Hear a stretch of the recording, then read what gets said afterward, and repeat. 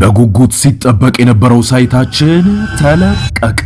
የትላልቅ ንግዶች መነሻ በሆነችው ተክለ ሃይማኖት ዘመናዊ ዱባይ ስታንዳርድ ሞል በአንድ ዓመት ጊዜ ውስጥ ተረክበው ወደ ስራ የሚገቡበትን ከ25 ካሬ ሜትር ጀምሮ ከበቂ የመኪና ማቆሚያ ጋር ከግራውንድ ፍሎር እስከ 3ኛ ፎቅ ድረስ ለመኪና መለዋወጫ፣ ለኤሌክትሮኒክስ፣ ለስቶር፣ ለካፍቴሪያ ሁሉንም እንደ ምርጫው ነግዶ ለማትረፍ ገዝቶ ለማከራየት ሱቅ ከነገበያው አቅርበንሎታል። እንዲሁም ፒያሳ ወዳጅነት ፓርክ ፊት ለፊት ባለ 1 መኝታ በ3.6 ሚሊዮን ብር፣ ባለ 2 መኝታ በ5.8 ሚሊዮን ብር ሙሉ ክፍያ በመሸጥ ላይ እንገኛለን። ለበለጠ መረጃ ከታች ባለው ስልክ ይደውሉ። ሜሪትስ ፕሮፐርቲ። ሰላም ጥዕና ሀበላይ ክቡራትን ክቡራንን ናይ ሶሎዳ ሚዲያ ቤተሰብ ዝኾንኩም ኢትዮጵያውያንን ኤርትራውያንን ወገናትና ኣብናይ ሎሚ መደብ ኤርትራ ካብ ወላዲት ሃገራ ኢትዮጵያ ዝገንጸልዋ አካላት ጣዕሳ ይስምዑም ደይኸውን ንዝብል ሕቶ መልሲ ዝኸውን ኢትዮጵያ ንህዝቢ ምድረ ባሕሪ ማለት ከዓ ኤርትራውያን ትገዝኦም ድያ ነይራ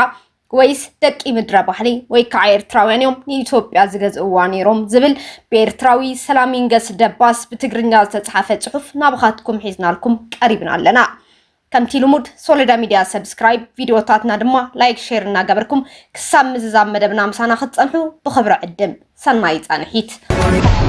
ኢትዮጵያ ንህዝቢ ምድረ ባሕሪ ትገዝኦም ድያ ነይራ ወይስ ደቂ ምድረ ባሕሪኦም ንኢትዮጵያ ዝገዝእዋ ነይሮም? ብሰላሚንገስ ደባስ። መጀመርያ መግዛእቲ ማለት እንታይ ማለት እዩ ዝብል ክምለስ ዘለዎ ነጥብ እዩ። መግዛእቲ ማለት ሓደ ሃገር ወይ ጉጅለ ንኻልእ ቦታ ጎቢጡ ሒዙ ኣብኡ እናነበረ ከዓ ነቲ ዝሓዘ ቦታ ሙሉእ ብሙሉእ ቆጻጸሮም ከሎ እዩ። እቲ ገዛእ ሓይሊ ኣብ ልዕሊ ትሕዞ መሬት ፖለቲካዊ ይኹን ቁጠባዊ ወይ ከዓ ባህላዊ ዓብላላይነት ይኹን ካልእ ምስ ዝህልዎ ጥራሕ ዘይኮነስ ነቶም ነባሮ ናይ ተዓድውን ከይተረፈ መሬቶም ማሕዲጉ ምስ ዘጎሳቅሎም እዩ። ገዛእ ሓይሊ ዝበሃል ጸጋ ናይቲ ብሓይሊ ሒዝዎ ዘሎ መሬት ንባዕሉ ጥራሕ ምስ ዝጥቀመሉ እዩ። ንሱ ጥራሕ እውን ኣይኮነን። ገዛእ ሓይሊ ንባህልን መንነትን ናይቶም ነባሮ ጥፊኡ ንዕኡ ነቲ ተገዛኢኻ ክትመስል እዩ ዝገብረካ። ንስኻ ከዓ ዓይነቲ ናቱ ሙሉእ ንሙሉእ ክትቕበሎ ዓይነቲ ናትካ ተኣማሚንካ ክትሕዞ ሓዲግካ ኢኻ ትጠፍእ። ልክዕ ንበትሪ ከም ኣብ ማእኸላ ሒዝካ ክትድምዕ ምፍታን እዩ። ብናይ ዓድና እንተኸይድናዮ ምድረ ባሕሪ ወይ ከዓ ኤርትራ ካብ 1890 ክሳብ 1941 ዓ.ም ፈረንጂ ብጣልያን ተገዚኣ። ጣልያን ናይ ምድረ ባሕሪ ምስኣተወት ንዓኣ ዘርብሕ ዘበለ ኩሉ ከም ሕርሻ ዒላ በርዕድ፣ ጀራዲን ተኽራረት፣ ጎላጉል ዓሊግዳር፣ ደህና ወርቂ ኣውጋሮን ካልኦትን ኣብ ትሕቲ ቁፅፅራ እትያቶ እያ። ኣብ ኣስመራ እውን ናይ ጻዕዱን ናይ ጸለምትን መንበሪ ነንበይኑ እያ ጌራቶ። መነባብሮና ከዓ ናይ ሰማይን ምድርን ፍልሊ እዩ ነይርዎ። ኮታ ንሕና ዋርድያን ወጠቲ ኣባቕል ጣልያን ጥራሕ እንተዘይኮይኑ ካብኡ ዝዓቢ ስልጣን ኣይነበረናን። ጣልያን ንዜጋታት ህቦም ዝነበረ ጸጋታት ከምኒ ትምህርቲን ካልኦት ሕልፍታትን እውን ንዓና ኣይትህበናን። ንደቂ ምድረ ባሕሪ ኤርትራውያን ዓሳኽራ ጥራሕ እያ ጌራትና ነይራ። ልክዕ ከምታ ሻዕብያ ዝገበረትና። ናብ ኢትዮጵያ ከዓ ንመለስ። ኢትዮጵያ ኸ ልክዕ ከምታ ጣልያን ወይ ከምቲ ሻዕብያ ዝገበረና ድያ ጌራትና ዝብል ሕቶ ምልዓል ኣገዳሲ እዩ። ኩልና ከም እንፈልጦ ደርጊ ከይገፈኒ ኢሉ ናብ ሻዕብያ ዝሐከለ መንእሰይ ብፍጹም ኣይነበረን። ንኣብነት መናእሰይ ኣስመራ ጽጋብ ዝፈጥሮ ምሽፋት እንተዘይኮይኑ ብደርጊ ከይገፈፍ ኢሉ ናብ ሻዕብያ ዝሐከለ መንእሰይ ኣይነበረን። ምናልባት ተሓባባሪ ሸፋቱ እንተነይሩ ሞ ድማ እንተተፈሊጡ ብስርዓት ኢትዮጵያ ከይቕተል ፈሪሑ ዝሸፈተ ግና ኣይነበረን ይብል የለኹን።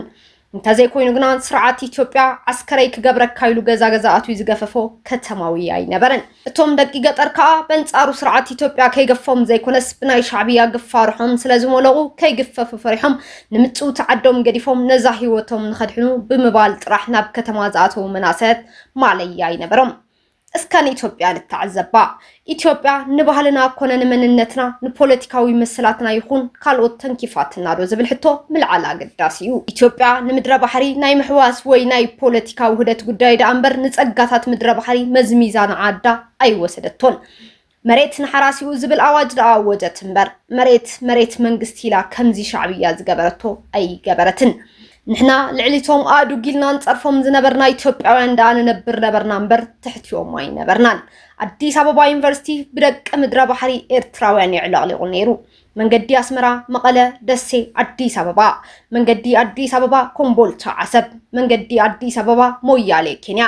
بمكاين دك مدرا بحري إرتراوين حراس نيرون بر بمكاين دك شوا أي نبرن معليا زي بلوم دك مدرا بحري أب عدي سببا بحردار شاشمني دسي كوتاب ملا إثيوبيا أي نبرون نبرو إزي مسكر زي بلو حقيو انتواي أمحرا نشوالم لم قدفو أسمرا ويكرن متيوز تقمتا أبوتاتنا أبي توبيا لكع كم شمنه بي كوينم كبيروم يوم زنبرو نيروم حزخة دقم أب كمي درجة لنا من غارزد لينا يكونن عالم بملئتا لكع كم همما عسس تبلنا لا دكتور أصفاو تخستا مسدمت أمريكا فوئي قال متأيق أكايدو نيرو نقال متأيقو سميعيو مبعتاوي تمرتو أبو كين زاغرن يتماهرو بدحريقا أبو أبارلمانا إثيوبيا سلز تمرتا ناب أديس أبابا أمريحو أب أديس أبابا خا مسابونا تقمتا كاب شادشاي كفلي كساب عسراي كفلي تماهرو بدحريقا أنا بس مرات مليسو أب قداماوي حيل سلاسي ناي حزيك أيح بحري كساب عسر تخلتا كفلي تماهرو عسر تخلتا كفلي مسودة خا ناب أديس أبابا يونيفرسيتي خيدو تمرتو قتيلو أبو أبتي يونيفرسيتي نشوعات عمد حكمنا تنيعو خا ديجري وسيدو بدحريقا خا نهزبو كقلقل تبايلو أباطع كم حاكم تمديبو سرح جميرو أبتجزيتي إثيوبيا بزحات وصعتين ناتات كاب دجز مزوحة خايم سلازنا بروا أبتجزيتي خا نجوس هاي لسلاسي ندكتور أصفاو تخسته ملو بملو إثيوبيا وإيلوم سلازامنو دايركتر نايت حكمنا جبروا أبو أبتحكمنا نقلقل خا كابتي نتحبرات السبن نديتاتنا نيلو زمت أمدحاني تسريقو كدق معي سريقو نابتوم أب فلفل شفيتوم زنبرو دك مدرا بحري سدو نبرا أب VOA زتزاربو نايب علوك عليو دحرينا يسلست عامة فرقان سرحن سرقن خا أب 10 شعان 7 عامة مرات فرنجي نابتوم شفاتو تتأمبيرو مسكنيتي إثيوبيا زي بحال وطا جيرا أمهيراتو أموداتا خا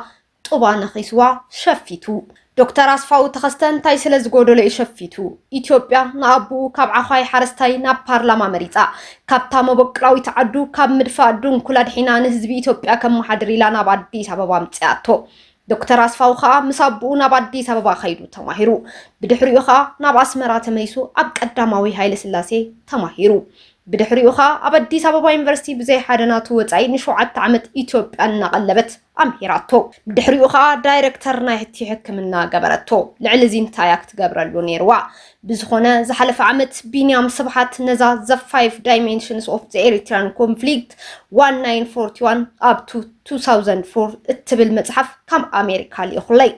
أنا إثيوبيا نعبوتاتي تهوم زنبرت حلفا بزح مخانو فلت كوانتا نبركو معرك النزم مخانو جنا فلت أي نبركون سلامن تايكا نعمروي نسلاسان حموشتن عمت أدك إسهيت وانيحة أيرد عنن ولا ونحزي زرزر أسمات نايتوم إثيوبيا زم حدروا زنبرو خبرات حبوتاتي بعيني النار أخوص كعمنو نايكالكون أيكوننيو معرك النزي زي حسابيو كسام بال اللخو لكا بشعبي أزيز أمام أمرو ولا شحق زي انت تقحقوحة أيروحونيو أزي زرزر أسمات نايزوم خبرات حبوتاتي بشعبي أنت زنقرنخة ما أمن كودو ندعي بزخونا إذا متحف ناب إثيوبيا زنبرني أمامتان أملخختان كساب كندي دحيرة كم زنبركو بعنقوتي أميراتني أب إثيوبيا زنبرني أملخختان أتحساس بانون خيرو كم زلني سلزمهرتني نود سبحات عركي بزح أمسكنو نسخم كان ببتي نزوم أب تحتي تزرزيروم زلو خبرات حبوتاتنا زيت فلتوم زنبركم حزي كم زكماي زفلتكمم تقرمو دلهم ويس أمرهم قبال أبي وكخوناي كألنيو تبللهم بزخونا مو تحقس أبتا بينام سبحات زلا أخلي متحف أبقت 26 كساب 27 علاتكم زرزر أسمات نايتوم أبقز هاي لسلاسي نيتوب أزمر حوازنا ورخورات تابوتاتنا مبارزيوم السعوديوم قداماي ليتنال جنرال أمان ميكيل عندهم مرحي هاجر كالاي دكتور لورنزو تازاز منستر قدايات وزاي كم أونا مخاري منغستي سالساي امباي ولد مريم منستر فتحي رابعي كفلزجي حدقو داينا العلواي بيت فردي خمشاي قبر مسكال كفلزجي منستر تمهرتي شارشاي قبر مسكال هابت مريم منستر بوستا شابعي داويت عقبازجي منستر قدايات وزاي شامناي أصفها ولد مكيل منستر فتحي تاشعي صالح حينت منستر حزباوي سرحت عسراي تسفا يوهانس برها منستر عدنا عسرت حدا أرعى عقبازجي منستر قدايات وزاي عسرت خلتا دكتور برخت هابت سلاسي منستر فتحن مختل منستر وشتاوي قداياتن كم اون كنتيبا كتما حررن عسر سلسته دكتور سيوم حرقوت هاباي منستر بيت صحفت قداباي منستر كم اون سباي قوالوم ننقوس هايل سلاسة فالخاز دلي قوالكا تلخاز دليكا قوال لحمقا كم زبال نحادث تغزو وين حدث تسرح سب قوالكا كتهبو زي حسابيو اب دبلوماسياوي اقلقلوت زنبرو امباسادرات كوينم زقلقلو خا 14 أمباسادر سرق أبرهان قبرزجي غريك 15 ኣምባሳደር ተድላ ባይሩ ኣብ ስዊድን 16 ኣምባሳደር መለስ ሚካኤል ዓንዶም ሓውና ኣማን ሚካኤል ዓንዶም ኣብ ግብፂ 17 ኣምባሳደር ዶክተር ተስፋይ ገብረዝጊ ኣብ ሕቡራት ሃገራትን ኒውዮርክን 18 ኣምባሳደር ኢፍሬም ተወልደ መድህን ኣብ ዋሽንግተን ዲሲ 19 ኣምባሳደር ጴጥሮስ ሳህሉ ኣብ ስዊድን 20 ኣምባሳደር ዮሐንስ ፀገ ሶቪየት ሕብረት 21 ኣምባሳደር ዮሐንስ ተስፋዝጊ ኣብ ጃፓን 22 ኣምባሳደር ጎይቶም ጴጥሮስ ኣብ ሜክሲኮ 23 ኣምባሳደር መስፍን በጋሽት ኣብ ፈረንሳይ 24 ኣምባሳደር ዑስማን መሐመድ ኣብ ስዑድ ዓረብ ወዘተ ኣብ ሓይልታት ምክልኻል ኢትዮጵያውን ብሉጻት ጀነራላት እውን ነይሮም እዮም 25 ጀነራል ኢያሱ መንገሻ ሓላፊ ስታፍ ዕጡቕ ሓይሊ 26 ጀነራል ኢሳያስ ገብረስላሴ ኣዛዚ ሓይሊ ምድሪ 27 ጀነራል ያዕቆብ ገብረልኡል ምክትል ሓላፊ ስታፍ ዕጡቕ ሓይሊ 28 ጀነራል ኣሰፋ ገብረዝጊ ኣዛዚ ሓይሊ ኣየር 29 ጀነራል መርቆሬስ ሃይለ ሓላፊ ስታፍ ሓይሊ ኣየር 30 ጀነራል መብራህቱ ፍስሓ ምክትል ኣዛዚ ሓይሊ ፖሊስ ዝብል ኣስማት ኣንበብኩ እዚኦም እቶም ደራሲ ዝረኸቦም እዮም እምበር ንሱ ዘይመዝገቦም ካልኦት ሚኒስተራት ይኹን ጀነራላት ኣማሓደርቲ ዓድታት ይኹን ካልኦት ሰበስልጣን ከም ዝነበሩ ርዱ እዩ ኮሎኔላት ከዓ እሞ ኣዲኦም ትቁፀሮም ኣብ ካልእ ከይኸድና እኳ ድገሳ ዓደይ ጀነራል ገብረ መድህን መድህኒ ኮሎኔል ሃብተ ማርያም ገብረ ኢየሱስ ወይ ከዓ በላዕ ጣዕዋ ኮሎኔል ፀጋይ ማሕራይ ኮሎኔል ተኽለዝጊ ተስፋይ ከምኡውን ክቡር ኮሎኔል በሹ ገብረ ተኽለ ነይሮማ ሓደ ጀነራልን 4 ኮሎኔላትን ነይሮማ ማለት እዩ ንድሕሪት ምልሲልና ከዓ ንሃገራዊት ጋንታ ኢትዮጵያ ኣብ 1954 ከመቆፃፅራ ኢትዮጵያውያን ከመቆፃፅራ ፈረንጅ ድማ ኣብ 1962 ዋንጫ ኣፍሪካ ዝወሰደትሉ ግዜ ንኢትዮጵያ ንተዓዘባ ትሽዓተ ደቂ ምድረ ባሕሪ እንዲዩ ዝበሃል ድሓንቲ ሓደ ምስቶም ኮፍ ኢሎም ዘለው ተቐየርቲ እዩ ነይሩ ንበሎ ነዞም ኣብዛ ስእሊ ዘለው ግና ንተዓዘቦም እቶም 8 ደቂ ምድረ ባሕሪ ኮይኖም እቶም 3 ጥራሕዮም ኢትዮጵያውያን ሓላዊ ውልዳት ጊላ ሚካኤል ተኽለ ማርያም ተኸላኸልቲ ኣስመላሽ በርሀ ክፍሎም ኣርያ በርሀ ጎይቶም ኣዋድ መሐመድ ኣከፋፈልቲ ተስፋይ ገብረ መድህን ሉቺያኖ ቫሳሎ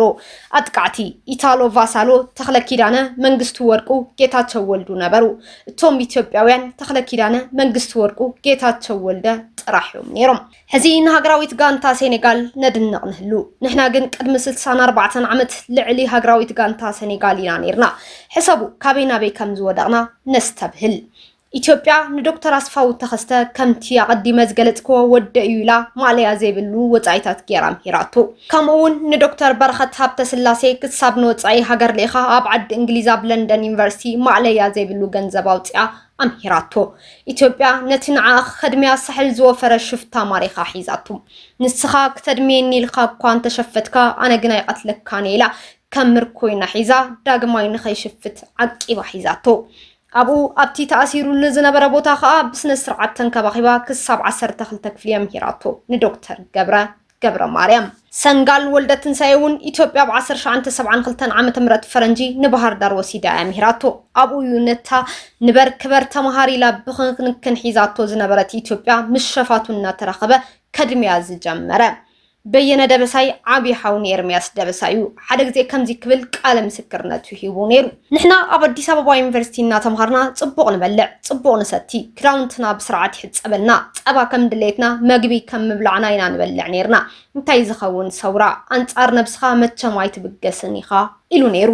ድሓር ግን እቲ ሰውራ ኩሎም ኣሕዋትና ኣዝማድና መታዓቤትና ስለ ዝተጸንበርዎ ንሕና ከዓ ብዙሕ ዳ ኣይኮነን እምበር ክንፈልጦን ክንጽንበሮን ጀሚርና ነርና ኢሉ ዛዕባ ኤርሚያስ ሓው ክዛረብ ከሎ ከዓ ኤርሚያስ ሓወይ ኣብ ከባቢ ደንከል ንትግራይ ሽነኽ ብመንግስቲ ኢትዮጵያ ተማሪኹ ነይሩ ድሓር ግን ፈትሖሞ ምስ ፈትሕዎ ከዓ ከይዶን ገና ብሳሕል ከይዱ ኢሉ ተዛሪቡ ኣስተብህላ ኣንባቢ መንግስቲ ኢትዮጵያ ብሰላም ንበሪሉ ካብ ቤት ማእሰር ተውፅዎ ሻዕቢያ ከኣዋዛን ተልይዋ ኣብ 2003 ዓመተ ምህረት ፈረንጂ ቅድሚ 23 ዓመት እዩ ዝኸውን ዘሎ ኣብ ጉድጓድ እትያቶ ኣብዚኣስ ኢትዮጵያ ንኤርሚያስ ወይ ከዓ ፓፓዮ ዘይምእሳራስ ዝተጋገየ ትመስል ምክንያቱ ኣሲራ ጽሕናሓቶ እንተትነብርስ ሕዚኳ ከም ዶክተር ገብረ ማርያም ተማሂሩ ብሰላም ይነብር መሃለወ ብዝኾነ እስካርግ ኢልና ንሕሰብ ዶክተር ኣስፋው ተኸስተ ዶክተር በረኸት ሃብተ ስላሴ ዶክተር ገብረ ማርያም ከምኡውን ሰንጋል ወልደ ስላሴ እቲ ጉንዑን ሞራልና ኢትዮጵያ ኣበዩ መጥፊዮሞ እዞም ኩሎም ኣብ አዲስ አበባ ዩኒቨርሲቲ ዝተምሃሩ ሞድማ ዝሸፈቱ ዓድና ኣብ ሱሳታት ዝነበራ ክብርን ሞራልን ምዝሕዚ ኮይናቶ ዘላ ተመሊሶም የወዳድርዎ ዶ ይኾኑ ቁርብሲ ብተግባራቶም ይጣዓሱ ዶ ይኾኑ መታን ክሓዊስ ከም ሰብ ተጋጊና እናበሉስ ይናስሑ ዶ ይኾኑ እዞም ኩሎም ኣብ ኢትዮጵያ ዝነበሩ ኣቦታትና ሚኒስትራት ይኹን ኣምባሳደራት ኣማሓደርቲ ዓድታት ይኹን ሓለውት ሃገር ዝነበሩ ጀነራላት ምልሲሎም እቲ ምድረ ባሕሪ ኮይናቶ ዘላ እንተዝርእዎስ እንታይ ኮን ምበሉ